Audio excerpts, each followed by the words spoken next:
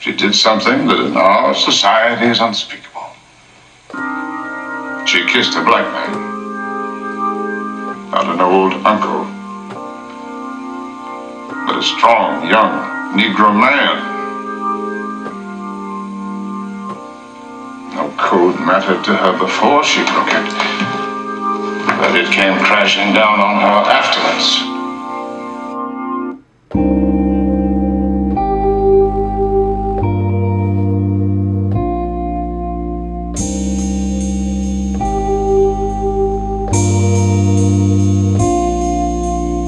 Hold me now.